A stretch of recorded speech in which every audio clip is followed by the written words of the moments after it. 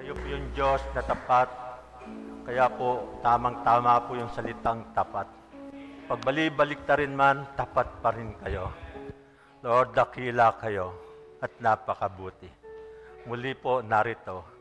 Binigyan nyo kami ng pagkakataon upang patuloy po na matuto sa aming pananalangin. Salamat po. You know, God, nakasama namin ang iyong Espiritu upang kami ay gabayan, bigyan ng karunungan, knowledge, wisdom, and understanding. Holy Spirit, we welcome you. Saturate this place. Lukuban niyo po kami ng iyong presensya. Saturate this place. Thank you, Lord. We welcome you, Holy Spirit. We welcome you. This we pray in the name of the Father, and of the Son, and of the Holy Spirit. Amen and amen. Thank you po. Sige po. Pwede po tayong maupo. Good afternoon. Po. Good afternoon. Good afternoon. So today we will be learning Lord's Prayer.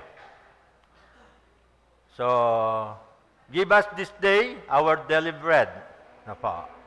This is what we had past study. First week po, why we pray. It means what is the purpose of our prayer. And second week, to whom we pray.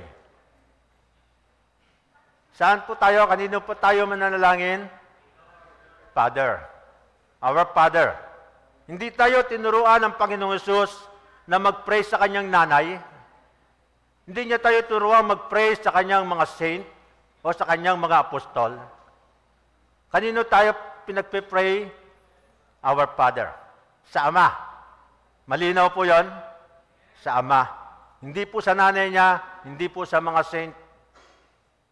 No? So, ang third week po, what we pray. No? At dito po tayo nagsisimula sa ating panalangin. Your kingdom come, your will be done.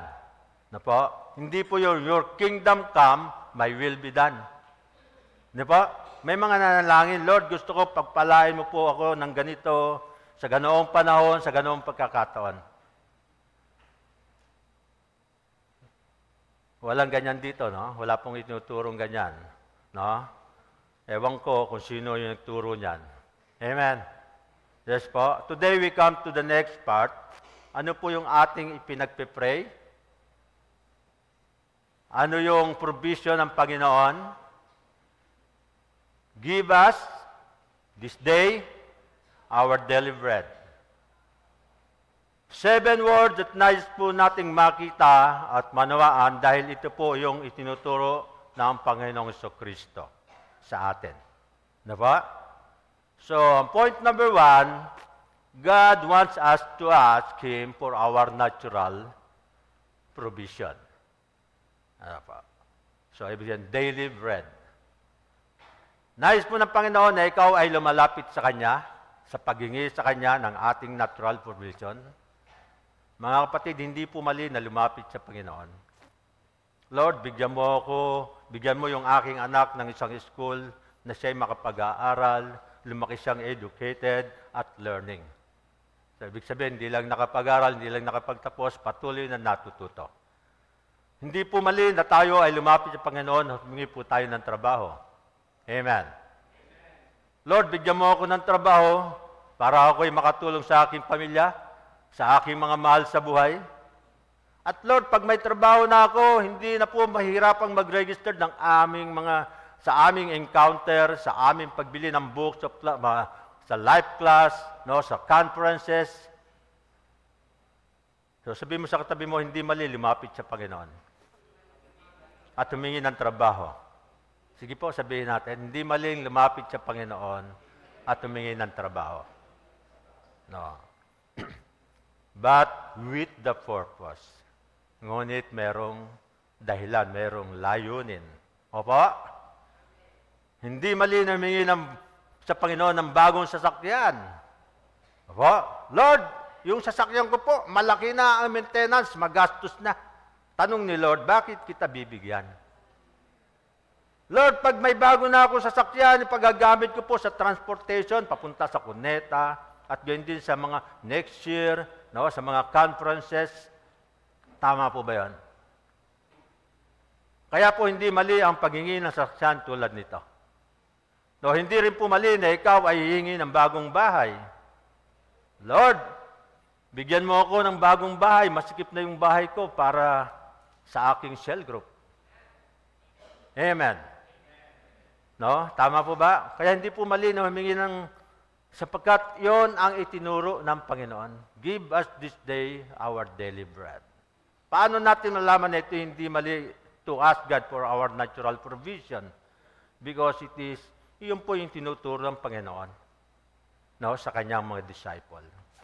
Dahil sabi ng kanyang mga disciple, Lord, teach us how to pray. Our Father who are in heaven, hallowed be your name. Your kingdom come, your will be done on earth. Give us this day our daily bread. Marami po ang nag-iisip na kapag humingi tayo ng mga ganitong bagay, ay makasarili na tayo. Today, I want you to understand that when you pray to God, ask God for our natural provision is not selfish.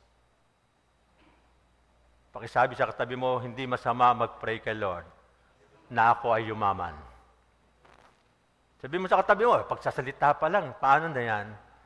Sabi mo, hindi masama na mag-pray kay Lord na ako ay payamanin. Parang, paano yan? Sa salita pa lang, hindi na kayo yayaman. No? Lord, payamanin mo ako. Ano ang purpose? Payamanin mo po ako dahil marami po akong sponsor, mga kasama ko pupunta sa mentoring. Lord, i-promote mo yung finances ko. Bakit? Nais ko po maging armor bearer kasama sa church project at iba pang mga gawain kay Lord. Sabi mo sa katabi mo, it's not selfish. It's not selfish. Huwag kayong matulala. It's not selfish. Parang, di ba? Kasi parang pag may umuunlad sa katabi natin, iniisip natin, ano kayang racket niyan? Bakit ganon? Sabi muli sa katabi mo, hindi masamang mag-pray kay Lord na pagyamanin ako.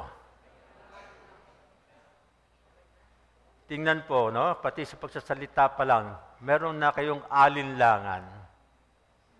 No, alam po na yung unang kasalanan? Doubt. No?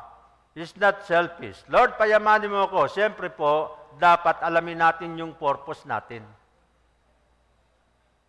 No? Dahil ang isa sa pangalan ng Diyos ay Jehovah Jireh. Jehovah Jireh. The Lord will provide. Amen. God is Jehovah Jireh. The Lord will provide. Amen.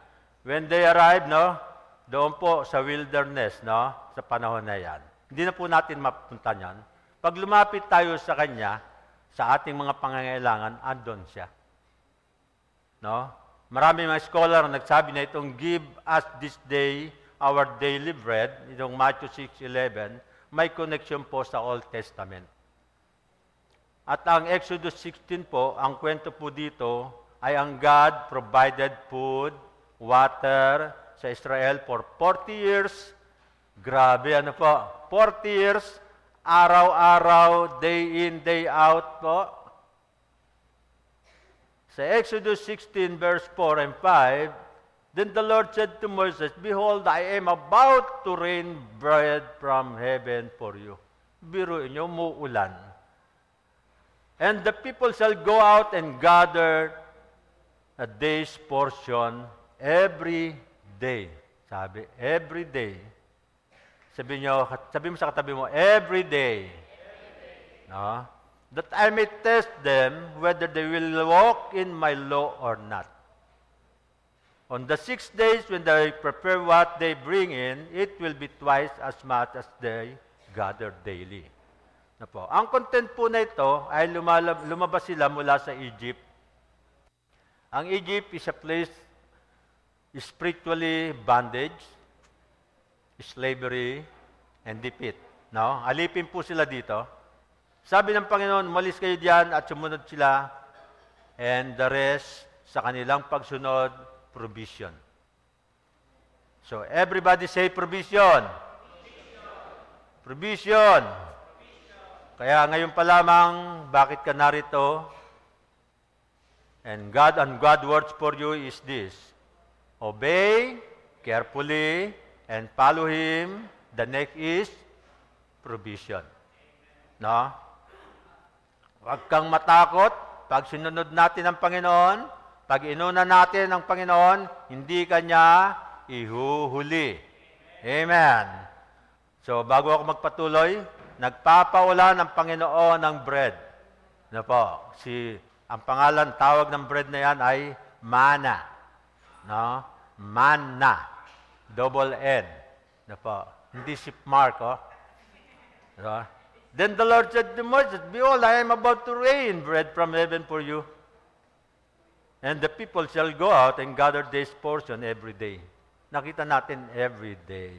Everybody say, gather. Gather.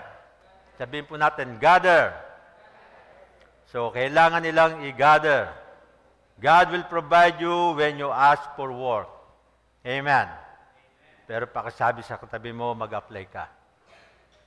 Mag-apply ka. So, Lord, bigyan mo ako ng trabaho. Wala akong trabaho. Sabi ni Lord, yes, I will provide you. 5 buwan, balik wala pa rin. Lord, lumapit ka uli. Bakit wala pa, Lord? Teka, sabi ni Lord, anak, di ba nanalangin ka sa akin? Diba? Opo, nananalig po ako. No? Natutugong kayo. Kamot si Lord, bakit kaya ganon? May isa akong tanong. Gusto mo ng trabaho? Opo. Nanalangin ka sa akin? Yes, Lord. Bakit wala pa? May tanong ako sa iyo, nag-apply ka ba? Ay, mag-a-apply pa pala. No?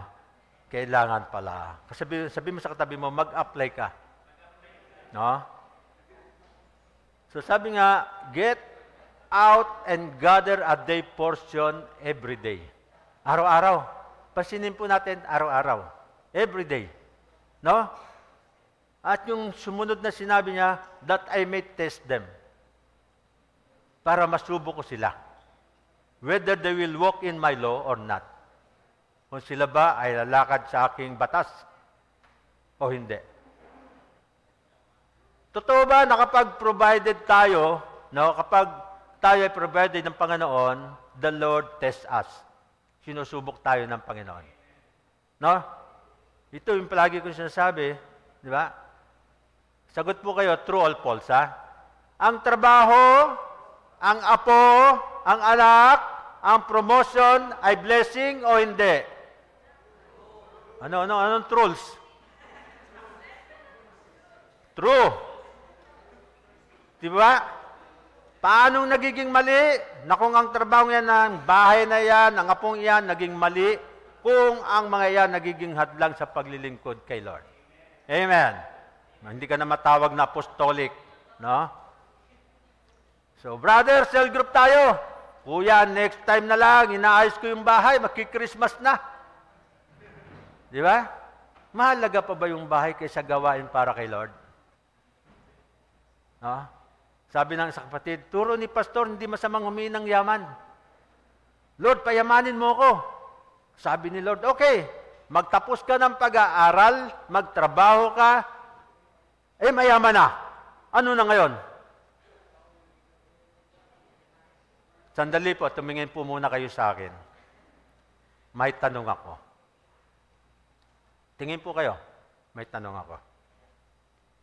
Kung sa araw na ito, sa ating level na ito, meron kayong 10 million pesos sa bank.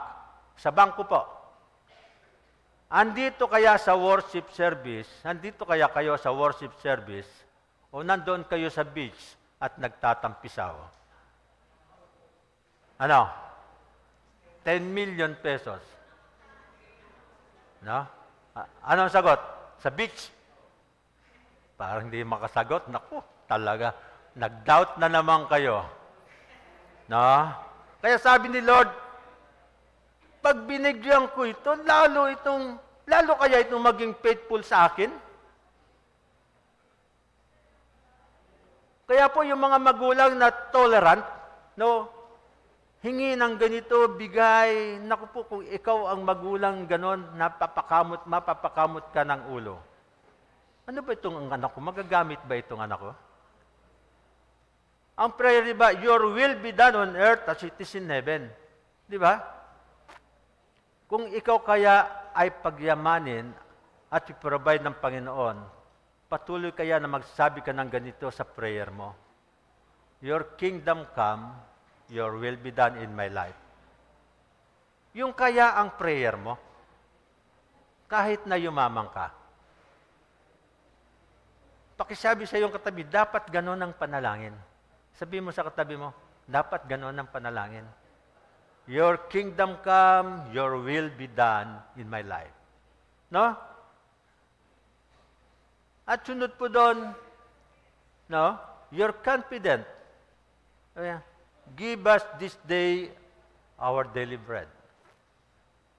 Bigyan mo kami ng aming makakanin sa araw-araw.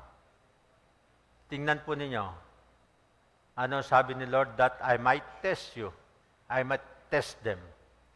Yung palang blessing sa atin na isang pagsubok. No? Parang ganito, bringing of tithes and offering. Hindi po turo ni pastor yon, turo po yon ng Bible.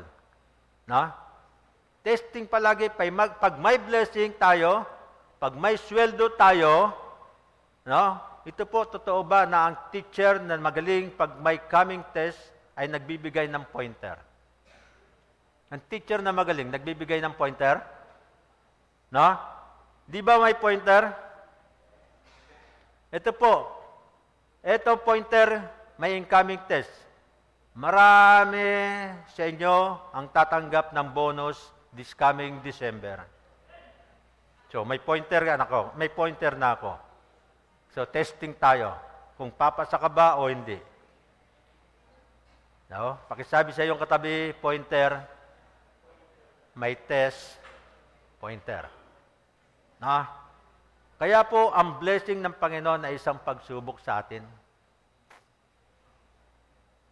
And I decree and I declare today that you will pass the testing. No? The Lord said that I may test you.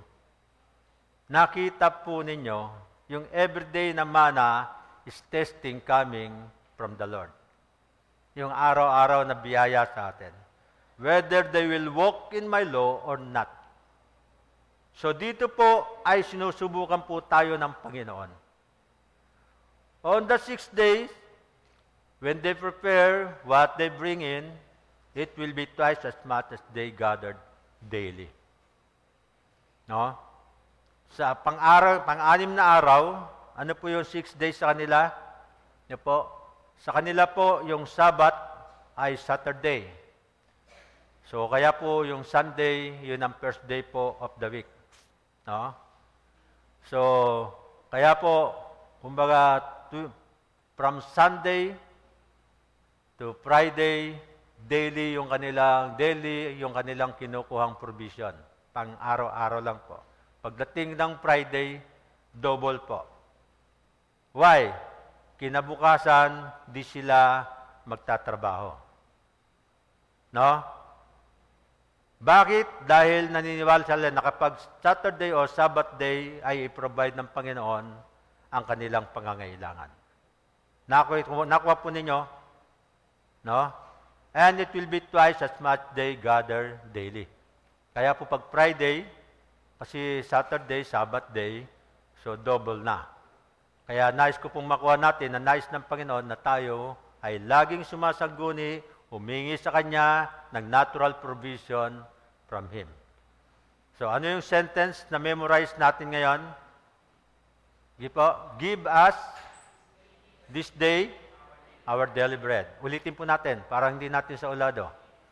Give us this day our daily bread. So, may tanong po ako sa inyo, Pastor. why didn't God instructed them to pray for annual provision? Bakit hindi po sila tinuruan ng Panginoon ng isang taon ng provision? Bakit hindi quarterly month bread? O paiksi natin, bakit hindi monthly bread? Why? Sumagi na ba sa isip ninyo? O nasa dulo na ng dila ninyo? No? Memorize na ninyo ito. Lord, kaya daily, no? Bakit daily, Lord? Total, ibibigay mo naman lahat, ibuhos mo na lang para hindi na kami mahirapan. Araw-araw ba naman ako hihingi sa iyo? Pwede kaya, Lord, give us our annual provision? Pwede kaya? Kung pwede, bakit hindi yan ang itinuro ng Panginoon sa atin? Pwede ba bigyan ko kayo ng isang dahilan? Lord, bigyan mo kami ng aming makakain sa buong isang taon. No? Tama po ba? Bakit hindi ibigay ng Panginoon? Saan mo ilalagay? Yan ang tanong.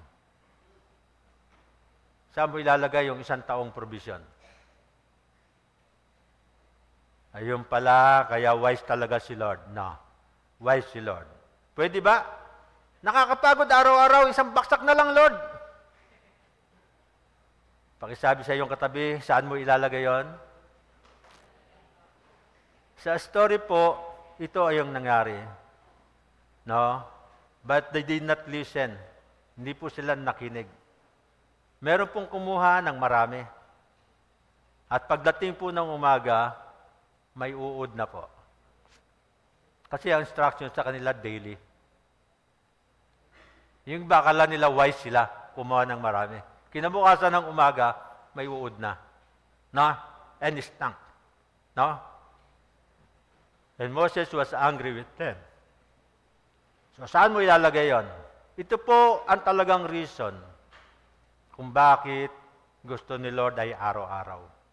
He wanted the children of Israel to depend on Him to provide every day. No ba? Gusto. No? Opo, katulad ng Israel during that time, bakit araw-araw uulan ng mana, i-gather mo, pero Saturday, twice as much dahil hindi ka pwedeng magtrabaho, dahil mag-worship tayo. Amen? Nais ni Lord na tayo depend sa Kanya araw-araw. Bakit araw-araw ulan ng mana? We are asked to the Lord daily, araw-araw, to come to Him for provision because He is the source. Yes? At kung may temptation ka, nahahanap ng iyong pangangailangan na punuin ng ating gobyerno at ng ibang tao, nais ko po na manawaan ninyo, that will get disappointed. Appoint you. Yes po. You will be disappointed. Kapag inasahan natin ng gobyerno, inasahan natin ng ating kapwa, you will be disappointed. Noong pong Friday, may nakakwentuhan ako. Sabi ko, alam mo, ang problema ng ating bansa ay hindi ang ating gobyerno. Ang problema ng ating bansa ay tayo, ang tao. Amen. Kaya po ang Panginoon ang sabi na sa Kanya ka lumapit. Give us this day our daily bread. Yes po. Yan po yung turo ng Panginoong Jesucristo. Yan po ang isang reason bakit daily. I believe ito po yung ultimate purpose of our prayer. And asking God, we need daily asking God. He wants us to be dependent on Him. No, gusto na panon. Kasi kung hahanap po tayo ng ibang ating lalapitan, tao man o gobyerno, ma-disappoint lang po tayo. Amen? He wants to talk to us daily. Gusto makipag-usap ng Diyos sa atin araw-araw.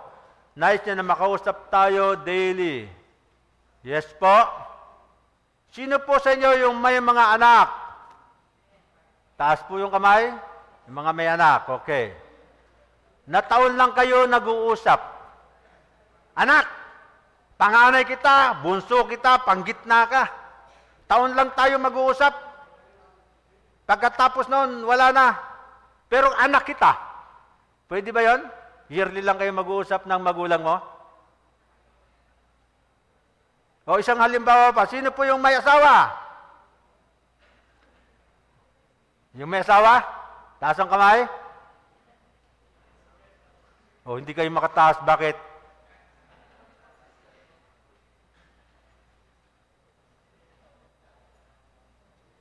Di ba? Yung may asawa, mahal na mahal kita, aking asawa. Dear, alam mo na mahal kita. Alam mo yan, saksi ko ang mga bituin. Woo! Mahal na mahal kita. Promise text man. Tandaan mo yan. Isang taong hindi kita kakausapin, pero nais kong matandaan mo na mahal kita. Pwede ba?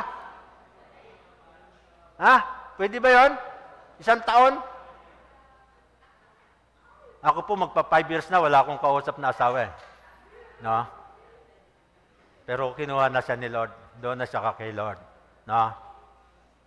So pwede ba yon? Minsan lang mag-uusap yung mag-asawa? Mahal na mahal. Alam mo naman, mahal na mahal kita. Oh, kita nyo na? Baka sabihin ng misis mo, ano ba yan? Kaya po, if we come to the Lord and say to the Lord, no, kaya pala daily. Kaya pala daily. He wants us to ask natural provision daily. Araw-araw. Ibig sabihin, kailangan natin dependence tayo. Kailangan relationship. Yung pala yun. Kung nawaan po kung nawaan po natin, pakisabi sa katabi mo, kaya pala.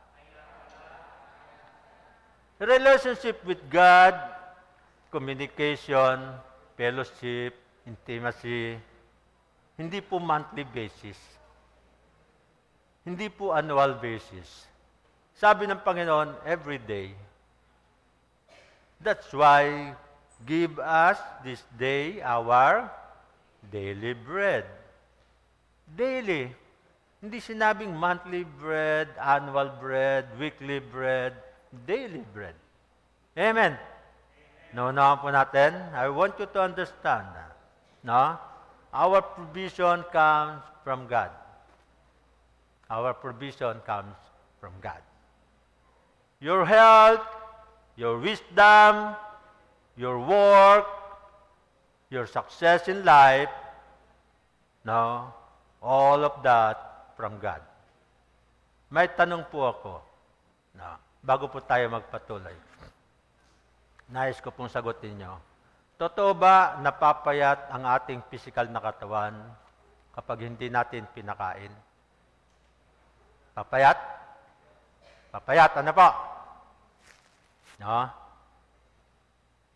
So, kung ganon, no? Kapag hindi natin pinakain ng natural provision, so, ang ating kayang spirit, kailangan din ng spiritual na provision. Amen. Kailangan din, no? Kasi, hihina din yung spirit natin. Hihina. Pag humina ang spirit natin, mahina na ang puso natin, mahina na ang isip natin, wala na tayong kakayanan. It's the Spirit, nagbibigay sa atin ng lakas. Ano po? So, papayat din yung ating spirit. God wants us to ask Him for our spiritual provision. Gusto rin ni Lord na humingi tayo ng spiritual provision. Opo, kanina, natural provision para sa ating physical na katawan. Nais ng Panginoon na lumapit ka sa Kanya, doon ka sa Kanya humingi ng natural provision, pero ito rin po, spiritual provision po. Kailangan din natin. Pastor, sabi doon daily bread. Saan pumasok yung sinasabi mong spiritual provision?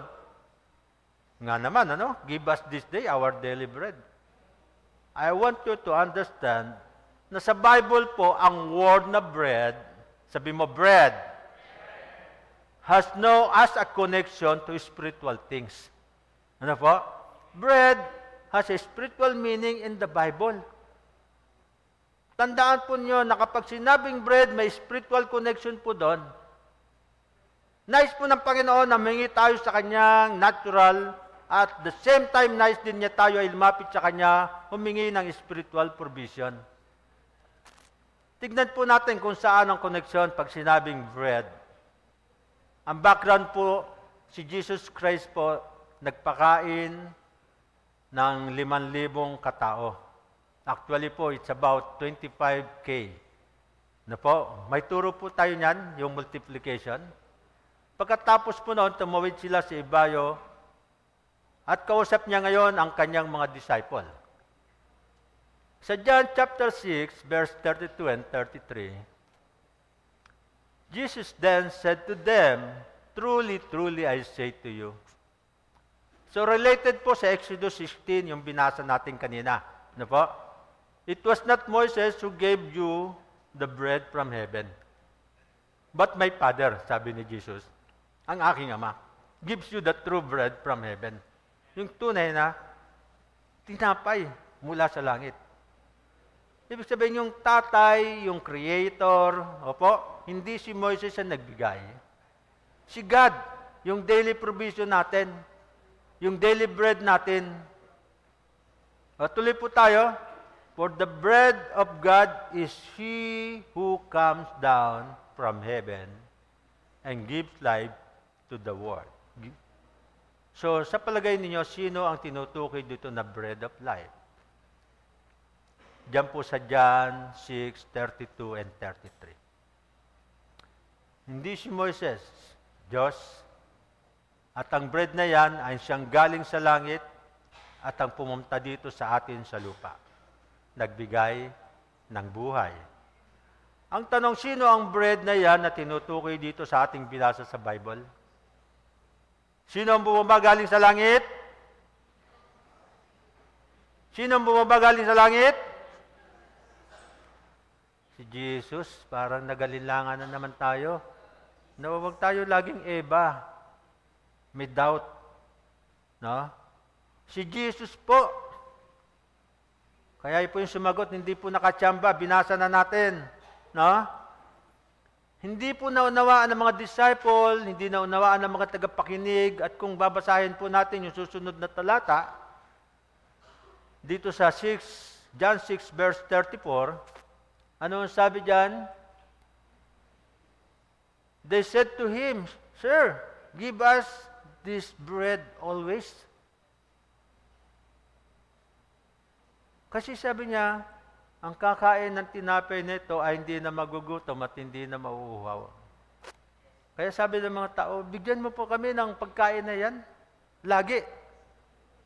So gusto namin yan. Pero ang tugon ni Jesus, sabi doon sa John 6:35, Jesus said to them, "I am the bread of life." Yun. Siya pala. "Whoever comes to me shall not hunger. And whoever believes in me shall never thirst."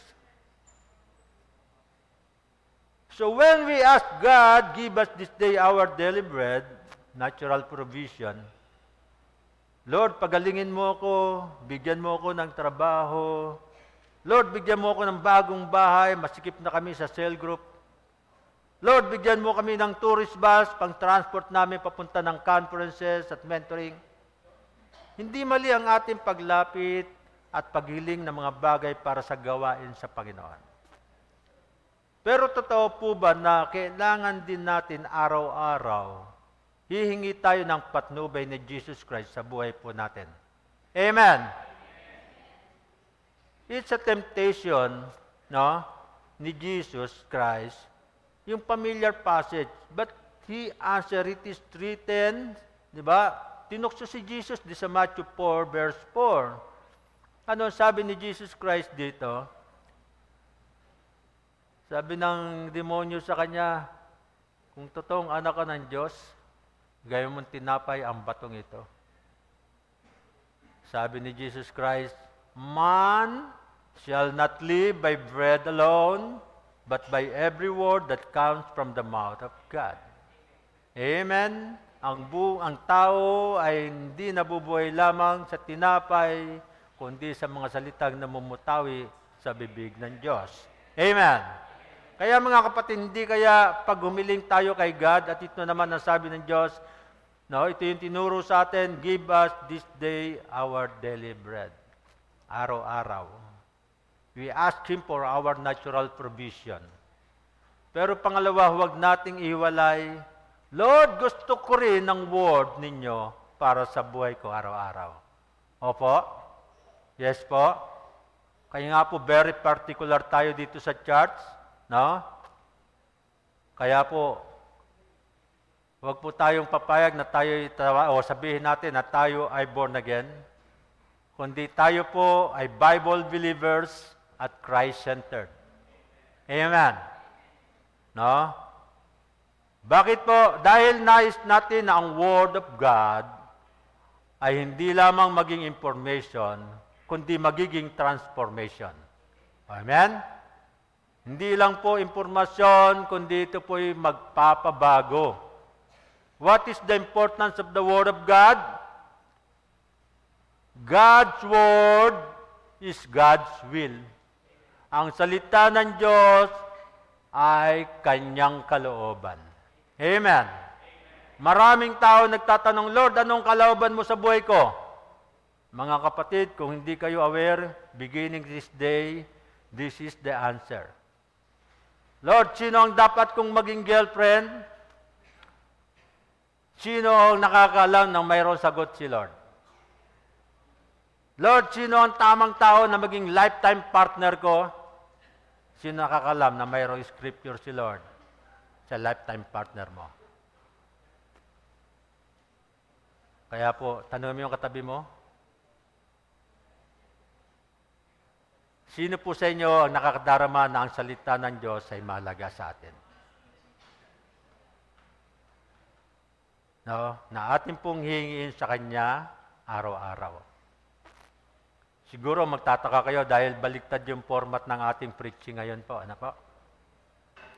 Di po? Lex, nais ko pong i-declare muna natin ito. Sabay-sabay nating basahin in the count of 3. I-declare natin. 1, 2, and 3. This is my Bible. This is the Word of God. I am what it says I am. I have what it says I have. I can do what it says I can do. Today, I will be taught by the Word of God. I boldly confess. My mind is alert. My heart receptive. And I will never be the same again. In Jesus' name, Amen. Ang tanong, ano ang kalagayan na pinagdadaanan mo ngayon? Ano yung sitwasyon na pinagdadaanan mo ngayon? Hinaharap mo ngayon na kailangan mo ng word ni Lord sa buhay mo. Mayroong may karamdaman? Lord, I claim your word. By your stripe, I am healed. Diba? Nananalig ako sa salita mo. Dahil sa iyong mga latay, ako ay gumaling. Mayroon bang problema financially? Lord, paulit-ulit ito. Kailangan ko ng word mo. Seeking first the kingdom of God, and all thy finances will be added unto me. Hanapin natin, pagharian tayo ng kalooban ng Diyos, at ang lahat ng pinansyal ay daragdag sa atin. Lord, ang family ko, me and my house, we will serve the Lord. Hindi pala problema eh. Lord, sa relationship, magulang, anak, sa trabaho, sa pamilya, asawa, babae, asawang babae, magpasakop sa asawang lalaki, sabi sa Bible. Lord, bakit gano'n? Sa asawang lalaki, sabi ni Lord, lalaki, mahalin mo ang iyong asawa katulad ni Christ, ibinigay ang buhay para sa iglesia. Mga anak, si tatay, si nanay, parang hindi kami mga anak. Ano ba ang dapat dyan, no? Kapag may relationship na hindi maganda, no? O hindi inaasahan. Ano sabi sa Bible? Children, obey your parents with the Lord. Di ba? Igalang mo, sundin mo ang iyong magulang sa Panginoon. Pakisabi sa iyong katabi, huwag mong baliktarin ha. Igalang mo yung magulang mo ha. Huwag mong baliktarin. No? Mga anak, pag sila na yung kumikita, eto na po. Alam mo kung sino yung sumusunod? Sino yung nagsasubmit? Si tatay, si nanay. Opo, no? Sabi ng anak, ako ang may trabaho. Sabi ng anak, nabuntis ng anak, sino mag-aalaga ng apo? Pakisabi sa katabi mo, siyempre si nanay, si tatay, hindi masamang mag-alaga ng apo. Ano po? Pero ako ayoko po mag-alaga ng apo. Pwede ko tignan yung apo ko may tigapag-alaga. No? So, sino ang masusunod? Di ba? Anak, punta na ako sa cell group. Huwag ka muna pumunta, alagaan mo muna ang apo mo. No? Ako ang nagpapakain sa iyo. Naku po. Hindi naman direkta, pero parang ganon. No? Tama po ba yan? Sabi mo sa katabi mo, hindi dapat ganon. No, hindi dapat ganon. Naku po natin. Kaya ano man ang pinagdadaan mo sa buhay, may pasanin ka man, mga challenges sa buhay, mga problema sa buhay that you need God's word in our lives. Give us this day our daily bread. Yung nais ng Panginoon na tayo lumalapit sa Kanya at tayo ay humihingi ng natural provision. Daily bread. Number 2 po, yung turo natin ngayon, huwag nating kaligtaan na humingi tayo at araw-araw tayong lumalapit sa Kanya. Ano po? Kaya po meron kailangan natin yung devotion. Hihingin din natin yung word, bread of life sa buhay po natin. Opo? Naget po natin? Gusto ni Lord, araw-araw tayong tumatawag sa Kanya, nakikipag-usap sa Kanya? O gusto nyo, taunan lang kayo mag-usap ng asawa nyo o ng anak nyo? Did you get the message? Did you get the message? Opo. Can I ask you to bow your head right now? At habang nakayuko po at nakapikit ang ating mga mata, ang aral po natin ay mag-ask sa Diyos. Tama po ba yon? Practice po natin one more time right now. Habang nakayuko at nakapikit ang ating mga mata, pwede ka bang lumapit kay Lord in prayer?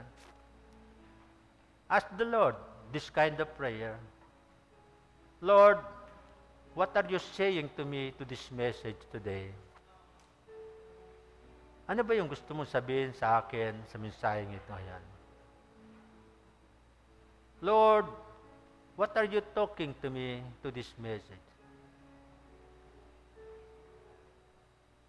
Meron ka bang pinagdadaanan naturally? Let's come to the Lord. Lumapit tayo in prayer. Ask the Lord for natural provision. Pero karugtong at kasabay kalakip, hindi kaya araw-araw ay hiling tayo sa Panginoon ng Kanyang word. Yung salita niya, araw-araw, hilingin natin. Lord, ano po yung bread of life? Yung word mo sa aking buhay sa araw na ito. Do you think that it will be a good prayer? Isip ba ninyo na ito'y magandang panalangin? Asking for the provision. Yes, kailangan ng ating physical na katawan. So today, what areas in your life you really need to come to the Lord? Anong bahagi ng iyong buhay ngayon na talagang kailangan mong lumapit sa Panginoon? Lord, I ask you, I come to you, hindi sa nanay mo, hindi sa mga saint mo, hindi sa mga disciple mo. Sa iyo, Lord. Dahil ikaw yung King, ikaw yung Panginoon, ikaw yung tagapagligtas. The God who is the giver of natural provision. For your word, opo. Is it in the area of your emotion? Maring tinatalo ka pa ng emotion mo? Is this the area of your relationship? Merong mali sa relasyon? May problema sa relasyon? Lord, your kingdom come, your will be done. Not my will, your will be done. Hindi po yung kalooban ko, kundi yung kalooban ninyo. How about the area of your family? Sa pamilya mo, hindi ko alam, maring may isa sa pamilya mo ngayon na dalahin na ang dahilan niyon yung disconnected siya.